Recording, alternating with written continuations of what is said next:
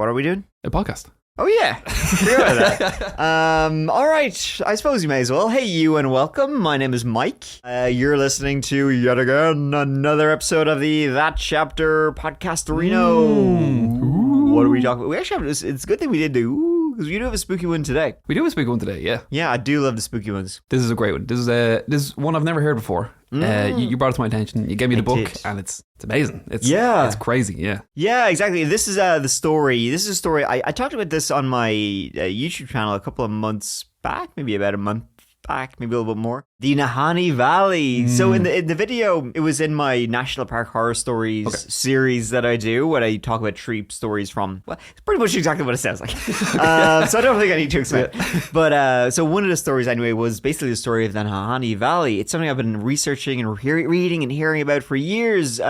So I did a little segment on it. And as I was reading up and researching it and delving, being a little delver, wow, I found I barely scratched the surface. I did 25 minute segment in the video on it, and it's oh my god, I barely touched any of the good stuff. Just so much, and even with crazy. Today's episode probably an hour or so.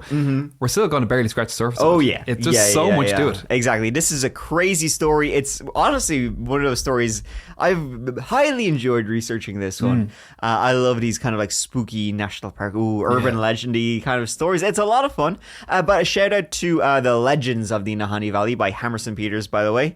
His book was a key source for all of our stories today. But before we get into it, Keith, housekeeping, anything got for me today? Nothing spooky going on this week, unfortunately. I know. Why do I even have you on this goddamn podcast? I am the worst. You are a deadweight. I'm cutting you loose.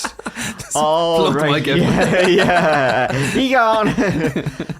All right. Well, I've got nothing else going on with me. Unfortunately, since the last episode, I have not watched any horror movies.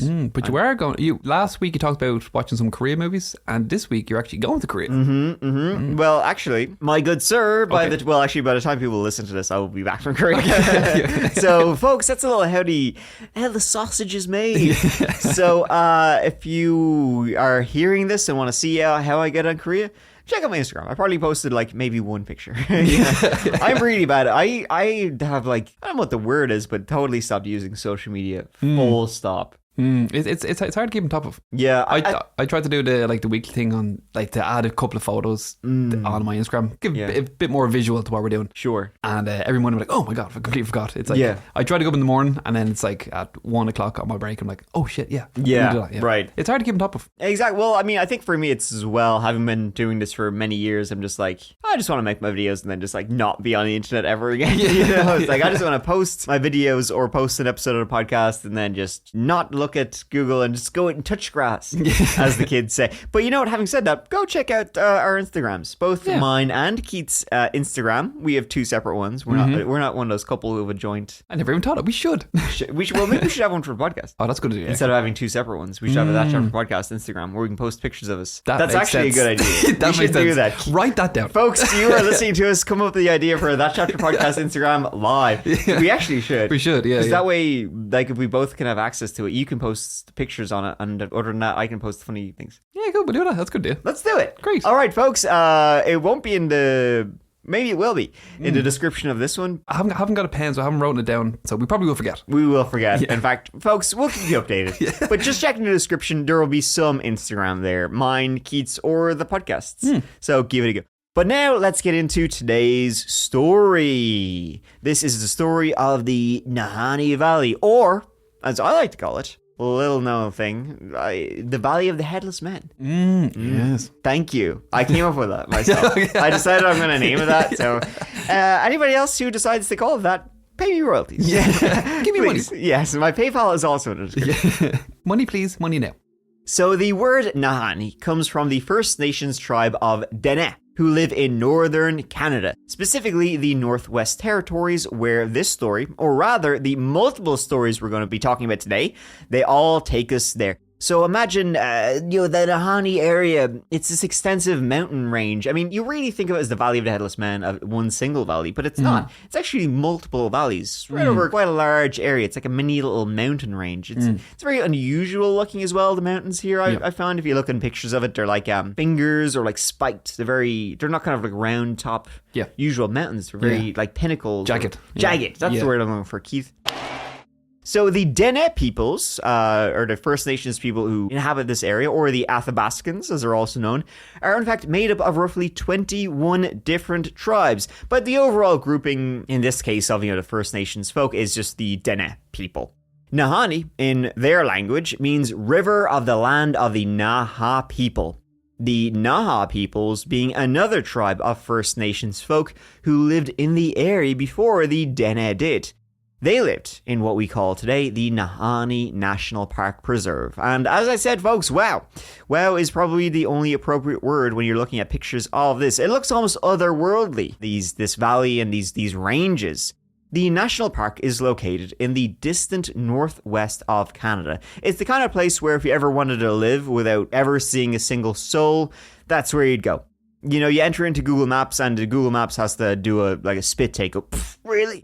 It's nestled in this extensive mountain range full of untouched forests. It wasn't that funny, but thank you. I appreciate the laughter. I liked it. I just Googles as one guy, like, oh my god, just pulling up images. That's how it works. There's a guy in my computer. It's full of these untouched old forests. There's peaks, there's sinkholes, caves which dot the vale like eyes. And it's reputed to have a horrifying wind in this area that sounds like screams coming up from the depths of the earth, whipping through the valley, surrounded by the mountains which remain nameless. The horrifying wind, many people have described the wind there sounds like screaming. And it's not just like urban legend. Like a lot of people have said that. And I think it comes from how jagged the mountains are and how remote and northerly places. It's kind of like an echoey whistle that flows through the mountains. It's whistling constantly. Yeah, it's creepy. The Northwest Territories, I said, they're huge. I was going to put in a little thing about the Northwest Territories, like size in kilometers, miles. I don't think it does justice. Basically, they're bigger than France, Spain, and Portugal combined. They're huge, but the population's only like 43,000, and about half of that is in the capital city of Yellowknife. So it's just wilderness. Complete huge wilderness. But the Nahanni National Park, it really is. It's a gorgeous place. Basically, picture the film The Revenant, and that's kind of what it looks like. Yeah, exactly. It is that kind of style area. That was more dramatic, I would say. More dramatic looking than that. It looks like something out of Lord of the Rings. It does, yeah. I know The Revenant, that was filmed in Alberta, Canada, which is south of the Northwest Territories. But the landscape and the mountain range, it's the same idea. I think it's just like smaller. So imagine like that, but bigger. Yeah, bigger, more dramatic, more higher mountains, more crazier looking, basically. Yeah, but it is. It's that kind of landscape. And so names are a funny thing because it seems like while this is one of the few places on our beautiful planet that remains unencroached by the modern world, when you go to the Nahanni Valley, well, it has a strange name, Nahanni. It was once inhabited by even stranger folk, and it's also known as the Valley of the Headless Men. And so you can, no guesses for why ain't nobody going there. And it's called the Headless Valley, or the Valley of the Headless Men, because a number of people have been found with their heads separated from their bodies in this national park. And that's only some of the stories we're going to tell you today. Folks, the amount of stories that come out of this park, it's crazy. It's incredibly creepy and spooky if weird things happen there. Yeah, like once I've found one, two more propped up. It's crazy. Yeah, as I said, we're only hit on the biggest stories in this episode of the podcast, because otherwise, Keith, I think you said we could make a whole series out of the Nahanni Valley. Easily, yeah. And so the legends of the South Nahanni River Valley, which is a place where a lot of miners would go to, they go back to even the Naha people themselves who originally inhabited this valley. See, many of the frontiersmen and explorers went into this valley and came out telling stories of evil spirits haunting the area who roam screaming, of the giants that live in the caves, of pale mountain men who kill and eat anyone who ventures into the valley. As usual, all good stories to tell around the fire, beginning with the people who were here before those explorers were. See, the Dene tell the story of the Naha people, who this area is named after. They were supposedly a ferocious and warlike people who fought with the Dene people constantly. One time, well, the Dene just fed up. They just wouldn't have it anymore. They were done. They were up to here. I've had enough of this shit. Yeah, basically, they said we had enough of you. They locked and loaded, and they went into the Nahanni with their warriors, armed. And they found a village, and they stormed it, surrounded it, and stormed it, ready for a fight to the death, to once and for all put an end to these constant raids and battles and such like that. But as they rushed the village, the teepees, all that kind of stuff, the camps, the Dene people found this whole area was strangely empty. The Naha were gone, as if they had just vanished into thin air. Ooh. Like they had gone like that.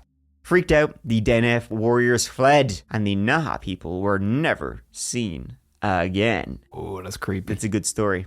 They literally just missed them as well. So when they got there, they said that there was fires still smouldering as well. If they did actually just leave because they heard the Dene people were coming, probably more likely. It's such a shithead move to do, though. Yeah. It's like the kid who takes his ball home when things aren't going his way. Yeah, like, fuck you guys. No, I don't want to play this game anymore. Yeah.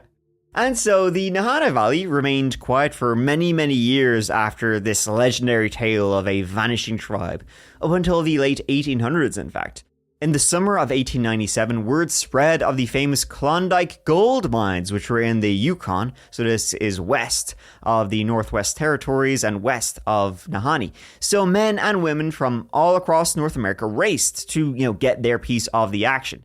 And so it was in the aftermath of the Klondike Gold Rush, which is, the thing is about the Klondike Gold Rush is like, it's sort of in the area, but it's like probably like 1,000 miles away. Right. But this area is just so big and so empty, it's like, it's close enough, relatively speaking. Yeah. I'll be there in a couple of months, like. Yeah, exactly. Yeah. It's like, Nahanni and Klondike, they're like right beside each other. But, in the aftermath of the Klondike Gold Rush, well, the folk, they were just looking, where else can we mine? Where else has gold that's not terribly far away? And some just happened to come across the Nahanni Valley. Now, Nahanni Valley, it's an extremely difficult place to get to. The mountains are high, the rivers are rapid. But two such men with gold in their eyes were brothers, William and Frank McLeod. It was incredibly difficult to reach. Mm-hmm. When word initially got out, it was around like 700 people attempted to reach the valley, but only 2 made it. Ooh. This is like initially at the start, like over time, thousands of people ventured out to try and get to it, but initially at the start, it just kind of shows how hard and difficult this landscape was to like traverse. I could probably do it. Yeah, I think you could. Yeah, I think I could. Yeah, I could probably make it. Yeah, I'll get my Nikes on, skinny jeans. I got my my Vans. I'll walk it there. No bother. Now, before I get into the stories that are provable, let me tell you of the legends of the valley, which have been around since time immemorial. There were stories of mammoths in this valley, sort of like a lost world of prehistoric monsters roaming the area. Some early prospectors claimed to have seen strange footprints in the creeks and the riverbeds that cut through the area, and some hunters would tell in dark and smoky taverns of their encounters with strange reptilian monsters in the deepest and darkest woods of this extreme north. Apparently some of the frontiersmen also came back from the wilderness with ivory tusks, still covered in bits of hair and flesh clinging to the bone. Ooh. Honestly, people have found mammoths, frozen mammoths and stuff like that. It's not obviously it wasn't alive, but it could have been one frozen. Like in the permafrost or something. Yeah, exactly. Shit, something like that. Some scientists will figure it out, but it's not terribly, That's not our unlikely. job. Yeah, exactly. We're storytellers. Those nerds will figure it out. Yeah. And there were other sightings too. Some witnesses reported seeing an enormous wolf-like creature, a monster of Inuit myth, which supposedly went extinct millions of years ago. Reports of this creature come up all the way to the 1960s, or of a squat humanoid creature wearing only loincloth, sort of a Neanderthal-type creature, which matched the native tales of cave-dwelling cannibals that dot and dwell in the weird peaks of the valley. These evil human creatures are known as the Nahanni, and the Dene people have spoken about them for generations. The Nahanni would stalk the Dene people at night and be a lurking shadow around campfires, waiting for one of the Dene people to leave the safety of the light. A frontiersman in the 1800s named Father Emile Petitot wrote about them, saying the Dene peoples, quote, "They live at times in continual terror of an imaginary enemy who pursues them without rest and who they believe to see everywhere, even though he doesn't exist at all. The Nahanni seemed real enough to the Dene people, however, who even at the slightest hint of, that one was in the area, they would abandon all their camps and just straight book it out of the area. The only time you would be safe from the Nahanni was in winter, when they burrowed deep into the sawtooth cliffs that dot the region. And there have been sightings of the Nahanni up to 2016. If you can believe that. Like, seriously, there have been sightings right up of these strange people. And Keith, we were mentioning this off mic earlier, but stories of skinwalkers, Wendigo. They're very, very much a part of the Nahanni Valley. And some people, they say the Nahanni are skinwalkers. They kill, they stalk, they murder, all that kind of stuff. Scary stuff. Yeah. I love all these legends. They're so good. With the Nahanni that you're mentioning, as you said, like they were said to be these cannibalistic giants, completely covered in long hair, vaguely human appearance with red eyes and long muscular arms. They were said to be giants because due to the 3-foot long human footprints that they left behind. Now there were a couple of theories about what the Nahanni were. So one was, they were part of a tribe, but they were cast out after turning wild due to murder and cannibalism. And in the harsh life of the wilderness combined with social isolation, it just drove them further into madness, distorting their appearance into something grotesque and gaunt. Others say that the Nahanni is just a fairy tale and it's meant to warn off women and children and, the lone hunters so they wouldn't stray too far from the tribe. And to that, I would say boring. No, snooze, skip, next. The most interesting theory, so the one that I subscribe to. Yes, tell me. The Nahannis are cryptid. Oh, yes, they are, boy. So there are some cryptozoologists that say that it may be a remnant of a Neanderthal or possibly some other species of ape believed to have gone extinct a long time ago. Also, while we're talking about apes, there's also another theory that the creatures came from a Spanish galleon that was shipwrecked on the coastline of British Columbia with a cargo of apes. Ooh, don't know where they're bringing them. Spanish apes. Yeah, I'm sure the Spanish always had their apes. Their trusty ape. my boat ape. I can't think of a Spanish person without an ape. But the theory is that the apes, they made their way inland from British Columbia and they found refuge from the bitterly cold winter in the hot springs of the Nahanni region. Honestly though, like if I was a cryptid hunter, this is exactly where I'd be heading. The area, it's so remote. It's not a far leap to imagine that these creatures still living there from a time long forgotten. That's where I'd be going. Keith, I like that idea. I'm going to stick with you. I'll ride with you on that one. Thanks, man. A more recent kind of urban legend or story goes back to the 1930s, when stories of a tropical valley in the area took hold. Now, this is in the extreme north of Canada. It's a deep river valley, forests, alpine, not tropical in the slightest.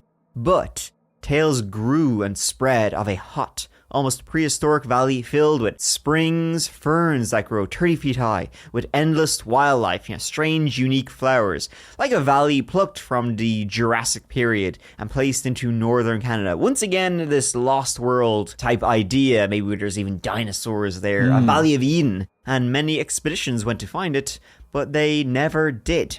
Yeah, these stories about the tropical valley that stayed warm, never dropped below 50 degrees in the winter, they really started to catch on. In the 1920s, one newspaper in Alaska, they ran a story calling it the Oasis in the Arctic. And it talked about two prospectors who, while climbing a snowy pass one morning, spotted a green valley below.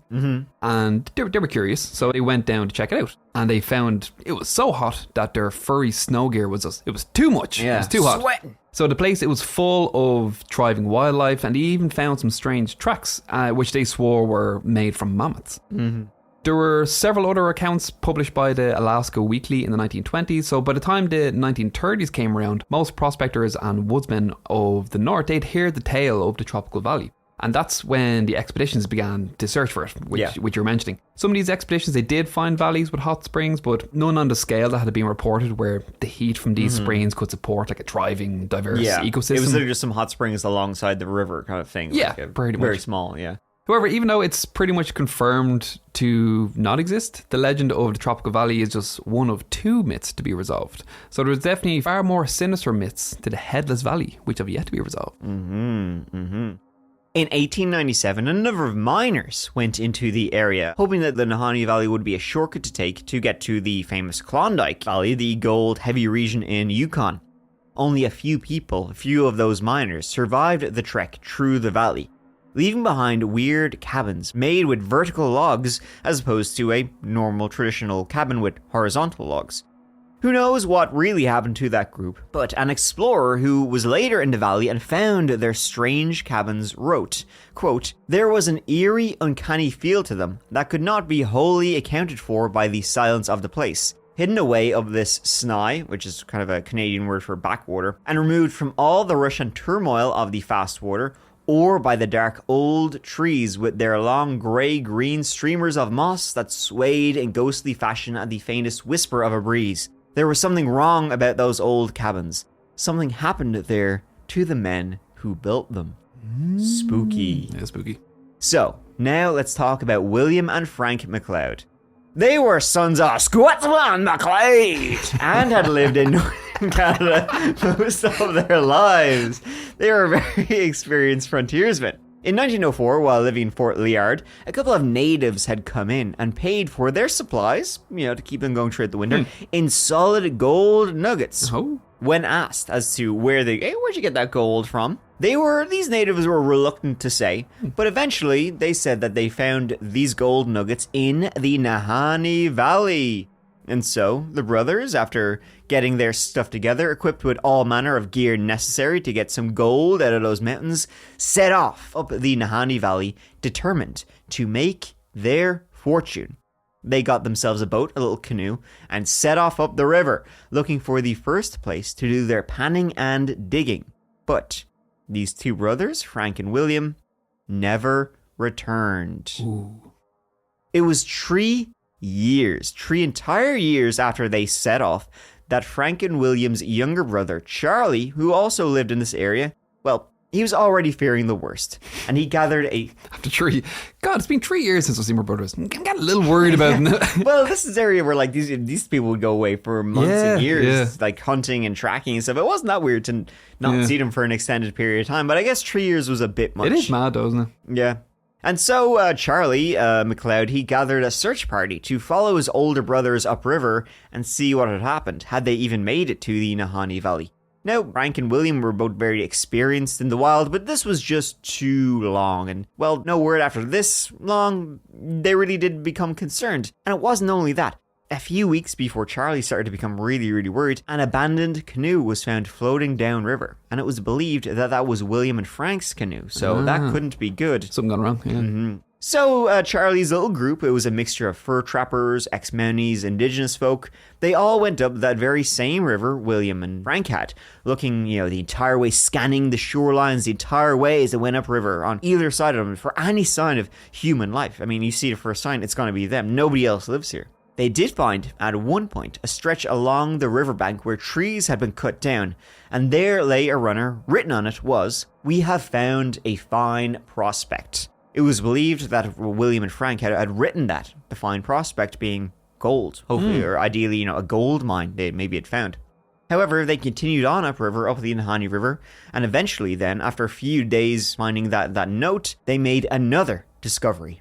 And this time, they found both William and Frank in a place that would forever be known after as Dead Man Valley. Ooh. On a stretch of riverbank lay them both. They were now skeletons, and both had been decapitated. One was covered in a blanket, the other with an arm outstretched, reaching for a rusty old rifle.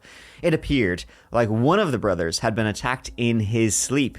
The other brother had awoken and made a vain attempt to defend himself before he too was killed. And their heads were not beside him. There was no skulls nearby. In fact, their skulls, my friends, have never been found.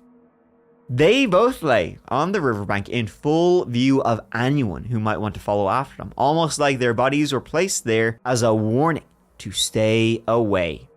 Willie, he still had his gold ring on him, and Frank's gold pocket watch lay nearby. Also nearby lay a box containing a gold-bearing quartz. It truly looked like they had finally found their prize and lost their heads for it. Yeah, actually, I looked up after gold-bearing quartz. Actually, it's one of the rarest forms of natural gold. Damn, I'll take anybody's head for that. Right. That's pretty good. Yeah, it's usually only found in these deep underground where hard rock miners have been. And it's only like in a few locations around the world. So perhaps they came across an old cave or like an old mine or something. Yeah. A mine. There's a mine.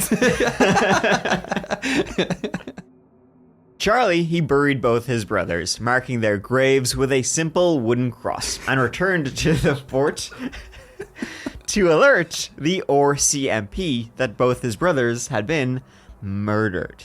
And something that's not often mentioned, you know, when you talk about the story of the Headless Men, however, though, is Frank and Willie. They had been to the Nahanni Valley a number of times. They had actually, in fact, struck gold a number of times, but never had any real winner chicken dinners. Yeah. You know, they had always found bits and babs here and there. It wasn't the gold nuggets they'd seen previously. Exactly. They were looking for, you know, to make their fortune rather than just, you know, panning for a few bits and bobs. And see, when the brothers went up there for that final time, Frank and Willie hadn't been alone. Another Scotsman had been with them. You had to start. You lost it again. Ah, shit. Named Robert Weir had joined them on this trek. Robert Weir was fresh off the boat. He had just arrived from Scotland and had come up here to this fort in the Northwest Territories. And upon meeting one of the MacLeods, he noticed a gold pocket watch that he had. And he said, "Where'd you get that?" They said, "We got it in the Nahanni Valley. That's where we got our gold. We're going again soon. Why don't you come along for the ride?" Tag along. Why not?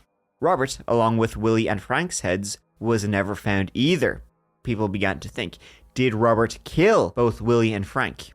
Well, if he did, he didn't take their gold. So who knows where he went? Yeah, like if someone's willing to kill someone to take their gold, you bet their ass they're taking the gold. Yeah, exactly. Maybe, like, I was thinking, like, I thought maybe he was planning to come back. Although, if this was his plan, I don't think he would have just left the bodies and the gold so exposed. Like, he would have, whatever the bodies, but the gold, I'm sure he would have taken and, like, buried somewhere. Like, I'm coming back for you. But X marks the spot. Yeah, exactly. So when the investigation began, the Mounties at the time did believe that Robert had killed them. That was until the year after, however, when Robert's body was found. Or rather, who the Mounties believed to be Robert. See, a body was found 3 miles away from Dead Man Valley, and this body was found to have 0 gold on him also. What the Mounties believe happened to the two brothers and Robert was basically that they'd gone up here to do their gold mining and that they had starved to death, and they'd lost their canoe, so they had no way to really escape the valley. And William and Frank had died first, and Robert's body was found away 3 miles away from the others because he had tried to walk it back to civilization, but he himself had perished into the wild style. And of course, though, a lot of people disagreed with the Mounties' conclusion. As well, you know, the MacLeods were very experienced outdoorsmen. Now, that's a bit of a classic case. You're always an experienced outdoorsman. Nothing bad could ever happen to him. It's like, no, you can be as experienced as you want to be. Shit can still go wrong very easily. Yeah. Mother Nature doesn't give a fuck. No, it doesn't. You know what, Keith? You should respect nature, because nature has no respect for you. Oh, I like that. Right. That is... Do you know who said that? You. Scully. Oh, really? Yes. So put that in your pipe and send it. So Charlie, however, he didn't believe that that was Robert. He believed Robert had murdered his brothers, had taken their heads. The reason, what Charlie, his thought process is that Robert had shot both the brothers in the head and then taken their skulls to hide any bullet wounds. It's like, they won't know I killed them if I... That's so stupid. Yeah, I know. It's so dumb. Yeah. But Charlie believed that Robert was alive. See, Charlie happened to meet some natives, some First Nations people in the area, and they had told Charlie they had seen a man matching Robert's description in the valley, leaving it, traveling west. Charlie ended up following this man all the way to Prince Rupert, meeting people along the way. You can imagine the montage in your head. If this was a movie, he'd be walking along and then he'd meet somebody and they'd point off in a direction that way, and then he'd meet somebody else and they'd point somewhere else. That's what I'm feeling in my head when I think of this, you know? Yeah. So he went to Prince Rupert, then he went to Vancouver, and that's where he met this man who may or may not have been Robert. But he told Charlie he was Robert Weir. This supposed Robert Weir, his story was that they had been in the Nahanni Valley when they had been attacked by natives. And so that's how William and Frank had died, and then he went his separate way away from the MacLeod brothers. Now, Charlie didn't believe him. He didn't believe they had been attacked by natives, but when Charlie went to question him again, the man disappeared, never to be seen again. And Charlie, God love him, he made numerous expeditions into the Nahanni Valley himself. even into his old age, constantly, consistently, every expedition trying to find his brother's lost gold mine. Where did they get that gold-bearing quartz? Yeah. Was the question on everyone's minds. That took precedence pretty quickly over the fact that they both had been brutally murdered. Never mind the heads. The heads are gone. Exactly. Where's the gold? Goddammit. But poor Charlie, you can see pictures of him even, like, it's weird when you hear these stories because it sounds like it's so old, but you can see photographs of Charlie, like, as an old man, and it's, like, from, like, the 40s and 50s, and he still was going up there trying to find the lost McLeod gold mine. Obsessed, but he never found it. So, as I said, it's widely believed, however, that starvation ended all three men's lives in the valley. But if starvation did end their lives, that leaves a big question: where are their heads? They were so hungry, they ate their own head. They ate their own head! See, some witnesses who found the bodies, well, said that their neck bones were ravaged, as if their heads had been chewed or twisted off, ripped from their bodies like an animal had done it. And I'm no animal expert, but I can't have, your head, your thick skull, which has no meat on it and no fat on it, like, a bear's not going to eat your head. It's not the best place to start. No, they would eat their bones and their guts and stuff like that. That's where animals will go for. That's where all your meat and your fat is. But it seems like the rest of their skeletons were largely intact. Not spread out as if they had been, attacked by animals. Charlie would also disagree with those witness reports, though. He said his brother's heads had been cleanly cut off, as if by a surgeon, and that this had been done to conceal bullet wounds. But it's like, like I said, you're not going to hide much by cutting off their heads. You know what I mean? Right, I know, it doesn't make any sense. You're still dead. I know, Also, like, when Charlie said heads were cut off with surgical precision, this is still like 1907. So I'm sure it wasn't like clean cut precision. Butchered. But others, again, claimed natural decomposition led to their heads. Hey, their heads just fell off, basically. It's like the flies and maggots got together, right, lads, we're going to start from the head down today. Exactly. Yum, yum. And of course, others, however, claimed the cannibal Nahanni people who inhabit the valley were responsible. Now, see, that's a theory you can say you watched it. It is. I actually agree with that one. I think it was the Nahanni. Now, everyone already knew of the myths and legends of this valley, and so, the headless people, it's not ideal. But even when rumors, began, it was really rumors of a lost city of gold, a gold mine. The stories spread out far and wide of the lost McLeod gold mine in the Valley of the Headless Men. So pretty soon, everybody was there. And I'm not talking about, titans of industry were coming here. Folk down on their luck, miners who couldn't get into the other gold mines in Klondike and other places, they decided that the risk of losing their head was worth the chance to find this lost gold mine. Who knows if there actually was a gold mine? There probably wasn't. There was that gold-bearing quartz, which you said, but who knows where that could have been gotten from. Yeah, it would have been hard not to get caught up in it. This story is over 100 years old, and I feel I could still be very easily convinced to go. Yes, for sure. Yeah. Do you want to, can we do that? Yes. We should make a documentary of us trying to find a gold mine. That'd be so much fun. Let's do it. But it wasn't just the McLeod brothers, their deaths, which gave the valley its sinister nickname. In 1909 or 1910, people weren't exactly amazing, record keepers. A Norwegian woodsman named Martin Jorgensen decided to try his luck in the valley after hearing of, the gold being found by the McLeods, and a couple other people had found gold. There were reports of people telling Martin when he arrived to be careful of the Nahanni cannibals in the valley. Apparently he laughed his head off and head upriver. Laughed nice his pun. head off. Yes, thank you. I just wanted to make sure that was... Everyone knows that was a pun. Yes, that was great. I thought that was fun. The best jokes are the explained jokes. Exactly. In 1913, rumors started to come out that he had found a gold mine. A trapper had come into a trading post saying he'd been asked to deliver a letter that he had been paid in raw gold by a strange, broad-shouldered white man. People then began to believe that this was Martin Jorgensen, who'd been up there for a few years by this point. 1 year later, a man named Poole Field, his wife Mary, and some of their companions set out into the Nahanni to try and find Martin, maybe stake a claim in the gold mines for themselves. Did you read how Poole Field and his wife Mary met? I think I did, yeah. But Keith, pray tell. It's good. Okay, so here's a little bit of drama for you then. Mm-hmm. So, by the way, just to note, Poole Field will come up in this story, I think, a couple of times. Yeah. He's like a main character. He is a main character, yeah. So Field, he ran a trading post, and he had a close friend and partner called Billy Atkinson, who was a prospector and trapper.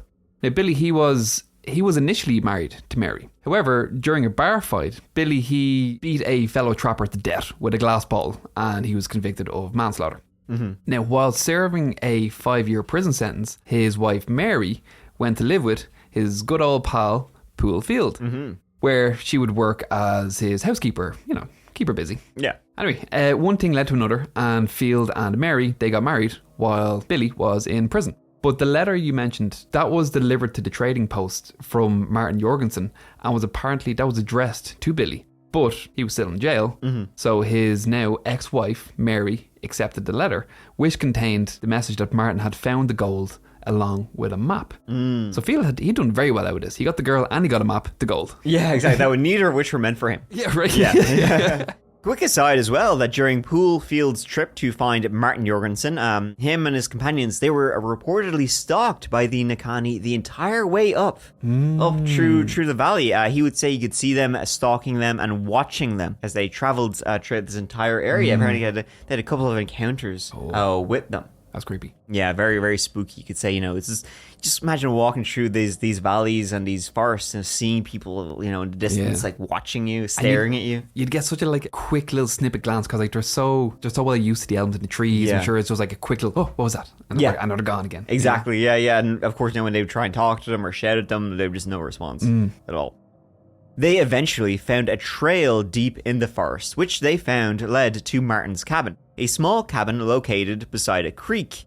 This creek is today known as Jorgensen's Creek, or rather, I prefer, Murder Creek. No messing around with the names here. Poole, his wife, and some companions knew something was wrong as they approached Martin's cabin. They saw this entire area was black. It had been burned. Martin Jorgensen's headless corpse was then found beside his burnt-out cabin, which had been reduced to ash. Poole Field later wrote in a letter, quote, "After rooting around for a while, there seemed to be a pretty well cut-out trail leading up to the river, so I started following it out. About 50 yards from the cabin, there was a bunch of large spruce, and the trail made a short turn around it. Just here, I found an axe in the trail. I picked it up, and just around behind the tree, I found Martin's bones, or what was left of them. His gun lay close by, loaded and cocked. We never found his skull, although we stayed all next day to examine the place well." According to, legend at this point, Martin's body was found between the ashes of his cabin and the nearby creek, and an empty bucket lay near the creek, suggesting that his cabin had somehow gone on fire. Martin had grabbed the bucket to fill it with the creek to try and put out the fire. When something scared him, he tried to run, he got his gun, he cocked it, but was unable to let out a shot before he was cut down. Ooh. And, as Poole said in his letter, his head, like the MacLeods before him, was never recovered. They buried what they could, what was left of him, and they marked it with a wooden cross. But again, when they were heading back to the fort, they had to let the Mounties know. And Field said when they left, still they had an eerie sensation that they were being watched the whole time. So someone was making sure that they were getting out of there. Yeah, it definitely seems like the Nahanni are at work once again. In 1928, Charlie McLeod himself came across another headless body, beside which was a gun. The barrel was bent at a strange angle. This headless man was known only as the Yukon Fisherman, and he'd gone on the run in the valley after getting into a bar fight, the Yukon Fisher. In the midst of a brawl in a bar, he smashed a bottle over a man's head and blood went everywhere. The Yukon Fisher thought he had killed the man in the bar fight, so he took off into the wild. And he would end up living in the Nahanni for years. People never knew his name. He just became known as the Yukon Fisher. People would even say to him that you didn't actually kill that guy, you only thought you did. And he was still like, no, I'm staying here. Oof, egg on his face, huh? Yeah, I know. The man he thought he killed was alive and well, but he was just like, well, I'm here now, so I'm not Then also in 1928, Charlie, on one of his expeditions to find his brother's mine, came across the headless skeleton of a giant white man, not far from where his brothers were killed. That was it. He just found this random skeleton in the wilderness. In fact, it seemed like the more people who came here searching for the MacLeod mine, well, the legend of the valley grew and grew. More explorers would vanish in the valley. Some were found dead in strange ways, like one John O'Brien. In January of 1922, John O'Brien left his cabin to inspect some traps. He told his partner that he'd be back in a little over a week. When he failed to return after a week had passed, his buddy went to look for him but couldn't find him. It was when he was missing for a month, a group set out to try and properly look for him, and that was when they found his body. He was found crouched over a pile of tinder with a box of matches in his hand, as if he had froze to death in the middle of lighting his fire. He went full Billy Joel. He didn't start the fire. Another man who vanished was an experienced Albertan explorer named Angus Hall. In 1929, three men, J.M. Gilroy, Andy Hay, and Angus Hall, were heading into the Nahanni Valley to prospect for gold. The three men went deep into the valley, but they ended up getting into an argument about how slow they were progressing. Angus Hall, he decided, listen, you guys are on your own. He thought the others were too slow, that they weren't making enough, good enough time, and so he went alone with his dog and his rifle into the Nahanni. He was traveling lighter than the other two, and here's a line from a book about Angus Hall's disappearance. Quote, Gilroy and Hay caught a glimpse of Hall climbing away up a long valley against the background of grey boulders, green grass, and alpine flowers. And then they saw him again, once, silhouetted for a moment against the blue summer sky. And that was the last time that any man ever set eyes on Angus Hall. Gilroy and Hay arrived at their destination later, but Angus never made it. The only clue they found was a single hobnailed boot, which was the type of boot Angus had been wearing. It was said the prospector had disappeared as utterly as though the earth had swallowed him whole. Oh, that's creepy. It's like he fell into a cave or got dragged into a cave. Ooh, maybe, yeah. Ernie Savard, he was found in a sleeping bag, head severed from his body. Chalked up another one. The curse of the valley was very real. It's obviously very real for a number of ways. It's very remote, it's very dangerous, very northerly, cold winters, extreme temperatures, extreme environment. You'd expect casualties. You would expect casualties in a place like this, but who was taking people's heads?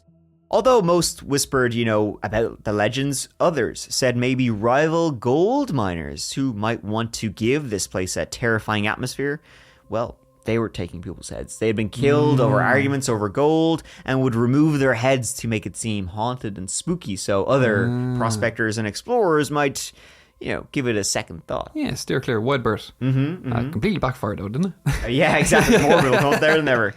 Now, there's a lot of strange cases in the valley, weird deaths and disappearances. Frankly, folks, there's way too many to name. Stories of men vanishing or losing their minds. In fact, insanity seems to be another recurring theme in this valley. People just going insane. Maybe perhaps like the native tribe, possibly one of the explanations for the Nahanni, tribe who went insane. There's lots of stories of men, explorers, prospectors going out here camping and then just losing their minds. There's a story of one man who went for a walk and decided to blow himself up with TNT. I remember reading that as well, and he had like a horrifying fear of being blown up. That was his fear, and that's how he killed himself. Yeah, well, hey, listen, that's Alanis Morissette 101. That's what I call ironic. Yeah. Maybe do you know the whole thing where it's like if you're scared of spiders, put a spider in your hand? That's a good idea. Yeah, I'm scared of being blown up. I'll blow myself up. That'll definitely get rid of your fear. But I have to talk about one of the most famous stories to come out of the Nahanni Valley. The weirdest story is what happened to one May Lafferty, but she also went by her middle name of Annie. She was always described as kind of a strange girl, and she was from Fort Simpson. And it was in the summer of 1921 that she was accompanied by her cousin, Mary Lafferty, as we mentioned, who was once engaged to, what's his name, Buddy? She was engaged to Billy, but now she's married to Poole. So, in 1921, May Lafferty, accompanied by her cousin, Mary Lafferty, and Mary's husband, Poole Field, they were all heading with some First Nations folk on a journey through the valley to a trading post. And during this trip, May, or Annie, she had been acting strange, and she seemed to be missing her parents back at the fort, and generally just wanted to get back to the fort. She didn't like being out in the wild.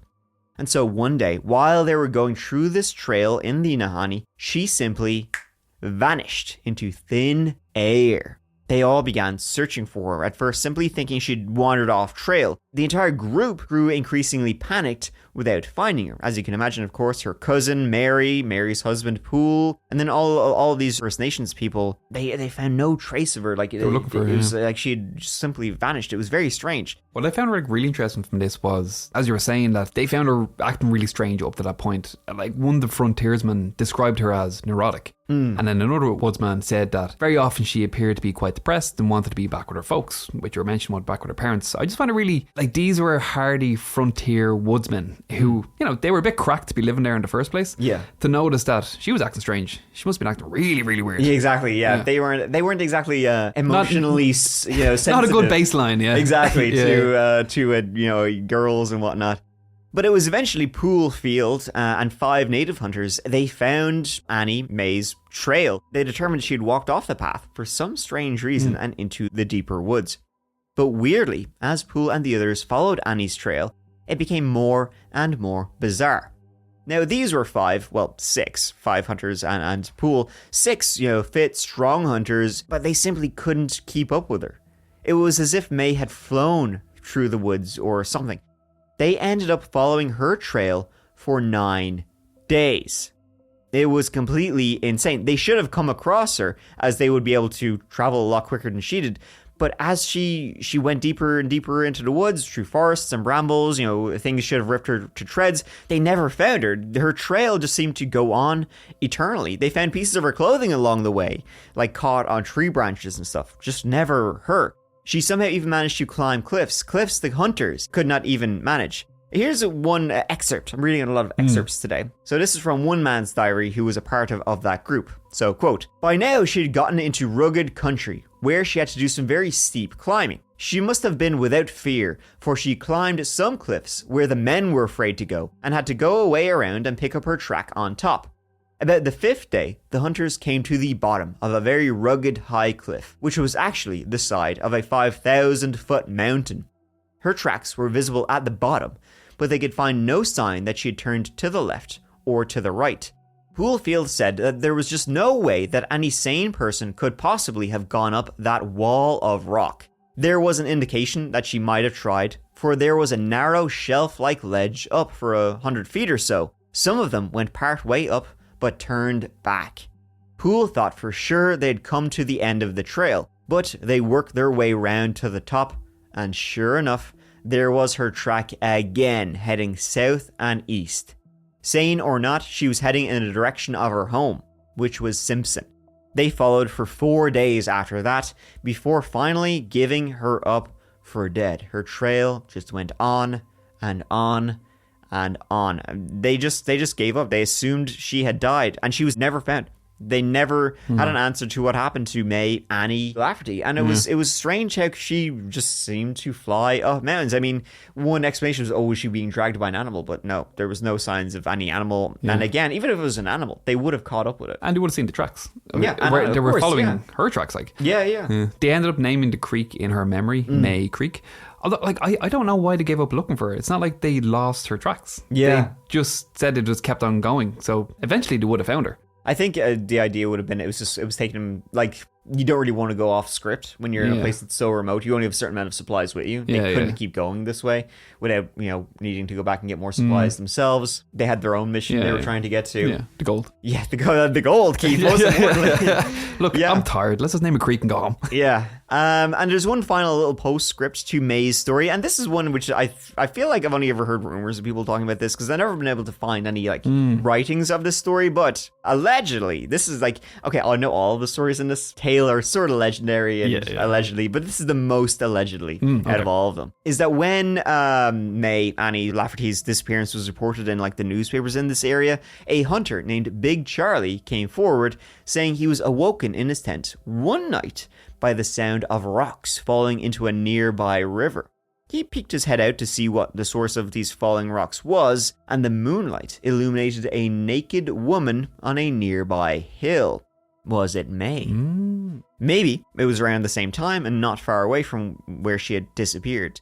But she was running up the hill on all four like an animal, he said, with wild, crazy eyes. That's wild. Yeah. That's wild. It is wild. It's a very little creepy postscript. Yeah, it's such a fascinating story. I wish there was more to it. I searched loads to try and find more on this. I couldn't find much more on it, but it's such a fascinating little tale. It is. Yeah. It's very, very creepy. Now, of course, this is just a lot of folklore, creepy folklore, and this is a very remote place. And so, where First Nations peoples live, a place where civilization is a distant memory, things kind of stir, things from our subconscious where, everyday human life back when it was a struggle for survival in the wilderness, be it against lions, giant bears, or other humans, or something, Keith, maybe even resembling humans. And these are tales which get passed on for generations, which is probably where a lot of these stories come from. They're really just folk tales, that kind of stuff. In a land like this, in the enclosed valleys of the Nahanni, legend and reality, they intertwine on a daily basis. So ultimately, a lot of the stories, that we were talking about there, some of the truth really gives way to fiction, because generally it's a lot more interesting. For example, one source I read said that 45 people have been killed or vanished in the Nahanni Valley. So who knows about that? But again, the source we're using, Legends of the Nahanni Valley by Hammerson Peters, it dispelled a lot of that, basically by saying legend says dozens and dozens, hundreds of people disappear.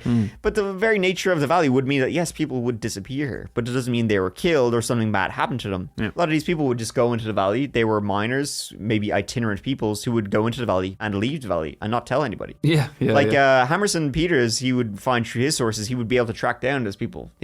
This person had been lost to the valley and we never know what happened to him. And then this guy just went somewhere else. Like you can find he changed his name and he moved to Florida. He changed his name and he moved to California. Yeah, they had no ties to these forts that they were briefly staying in. Yeah, so who knows? Like a lot of these people, some people definitely did come into bad circumstances, tragic, spooky happened to them. But a lot of them as well, they just went into the valley, did find gold, then they left. Yeah. And they were like, well, we seen him walk in, but we didn't see him walk out. Ooh, Nahanni. Mark it up. Yeah, exactly. Another one. Our buddy as well, That Chapter podcast alumnus, the Mad Trapper of Rat River. Some people theorize he was involved in some of the cases. He wasn't terribly far away. Once again, we say not terribly far away. Yeah. This is like hundreds of miles away. But in the scope of this area, it's not that far away. To be honest, though, if anyone could have done that, it would have been him. The Mad Trapper. That's true. He was wild. Yeah. You wouldn't be surprised if he was involved in some of the incidents or murders, or perhaps had been in the Nahanni Valley himself. Folks, go check out. We did a 2-parter on the Mad Trapper of Rat River. It's quite a wild story. Give it a go. Why don't you? Another story is, I mentioned Ernest Ernie Savard, who was found headless while in his sleeping bag in the valley. That's a weird story because a reporter later tracked down Ernie Savard and he was found still alive, still with his head. So who knows? Attached? Attached. Oh, okay, the head was attached. Yes. Thanks for the clarification. Okay. So yeah, who knows if they even found a headless body or who that headless body was, because it wasn't Ernie. But there's a lot of stories. Yeah, right. If it wasn't him, it was someone else. Exactly. Yeah. So there certainly have been men found dead, mysteriously vanishing in the valley for sure, but I mean, all of these stories have to be kind of taken with a pinch of salt. But then, let the record show I'm getting the pointer out because... It's back up. I rescind everything I just said because it's haunted as shit. Before I was talking about the legends of the Nahanni Valley. Now I'm talking about the reality of the Nahanni Valley. Yeah. Let me tell you a couple of stories that have happened in our recent digital age, my friends, that are actually quite creepy. Yep. This story will make you do a double take. In 2010, a man named Anthony Roach was working for the Park Services of Canada, and he was in the Nahanni Valley. And he was with 2 others in a cabin, Mike and Jen. One day, Anthony was sleeping, and Mike was too, in their little cabin, as they would, do park services, be tour guides, make sure the park was fine, check on trees and bears and whatever they do. And so they were both kind of chilling, dozing, having an afternoon little nap. And they both heard Jen walking around the cabin, doing the dishes. Anthony then said he felt a tap on his foot and someone shaking his shoulder while he slept. He kept his eyes closed because he was sort of dozing, but he believed it to be Jen asking him to help with the dishes. So he said, yeah, I'll be there in a sec. But of course, he simply just fell back to sleep. Anthony then said he woke up a little while later and he walked into the other room where he found Jen on the couch, fast asleep.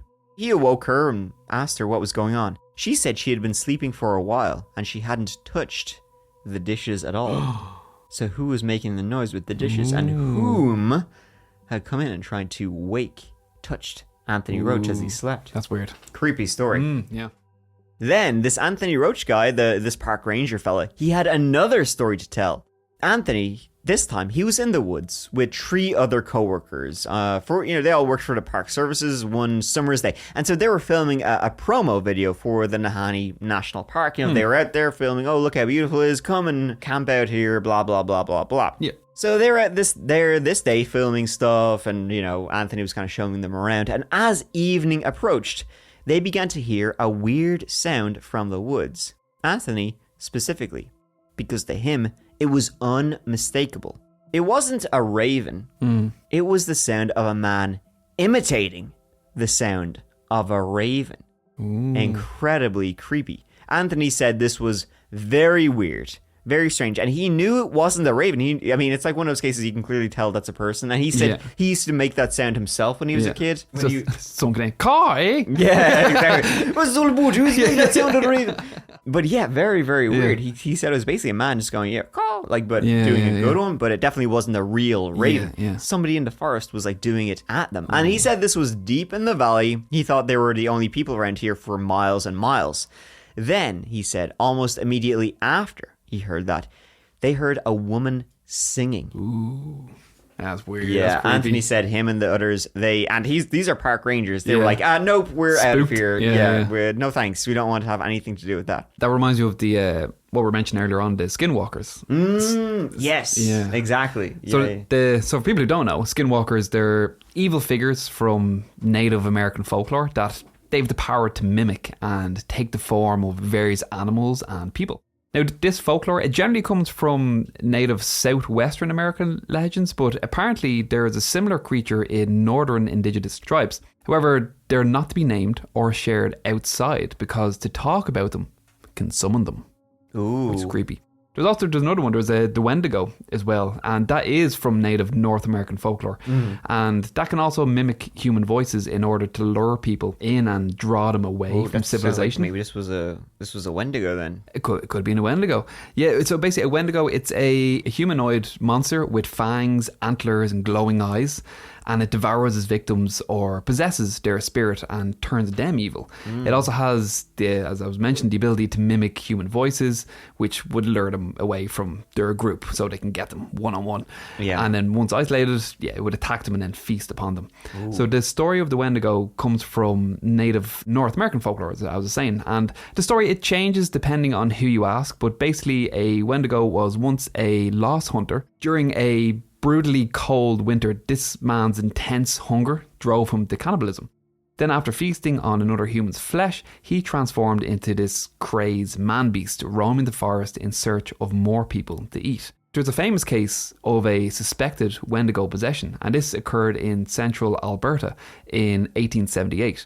So that winter, a Plains Cree trapper named Swift Runner, he slaughtered, cooked and devoured his wife and 6 children. Whoa. So when the Northwest Mounted Police, they arrested him for his crime, he claimed that he was possessed by the Wendigo and he needed to be killed before he caused more damage. Whoa. The Mounties, they obliged his request and they hung him at Fort Saskatchewan in Alberta in 1879. Wow. So yeah, that was kind of rumors and legends would also be for sure in this part of Canada. Man, crazy stuff. Very creepy. There's something creepy about something mimicking something else. Yeah, like it's not quite them. But, I got one more weird story for you. And this is quite recent as well. This was in 2005. In 2005, 2 hunters, you got David Horsey and Fred Hardesty. They were hunting in the Nahanni Valley, and they were staying at a cabin.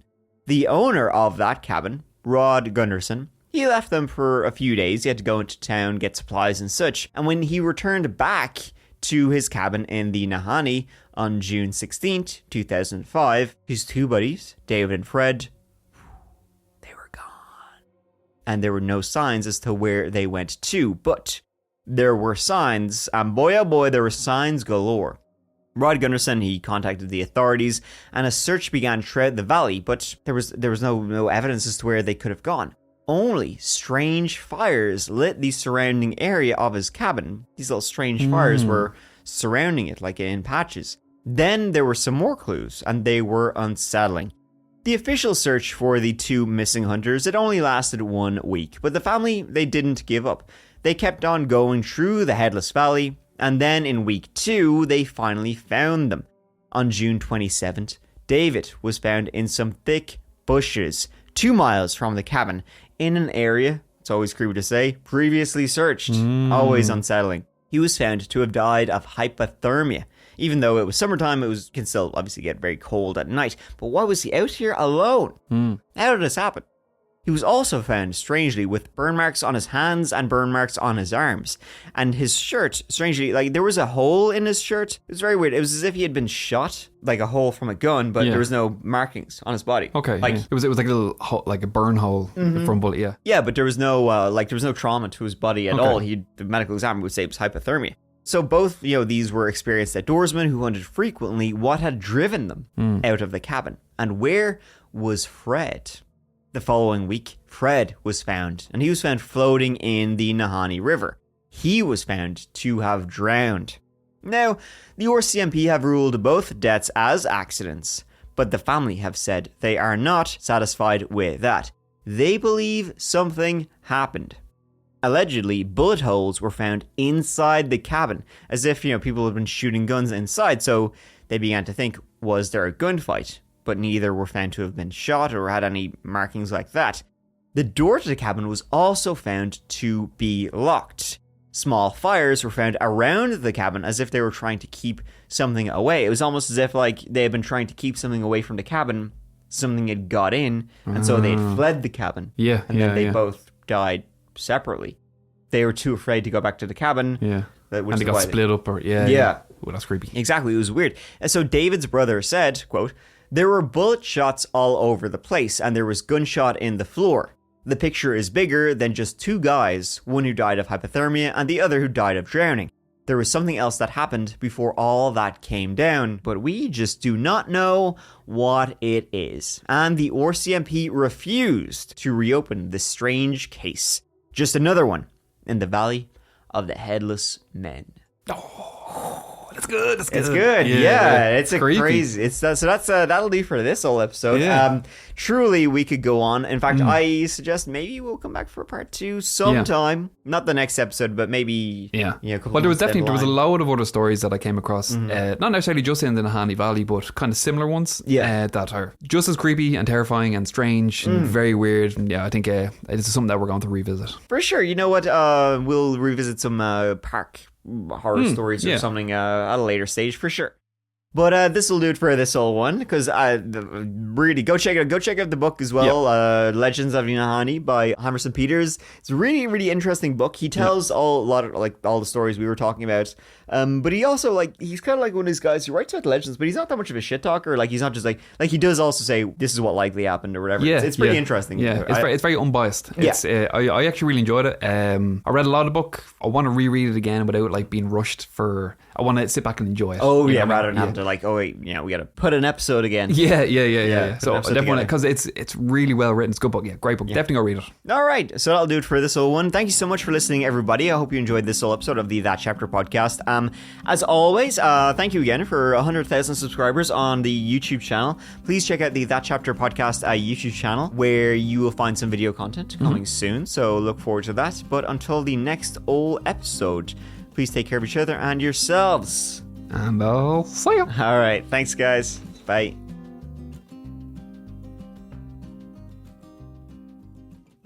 The only time you would be safe from the Nahanni was when they burrowed deep in the... Sorry. So I wrote this, and you can tell because everything is spelled wrong. Folks, you're finding out live. I am dyslexic.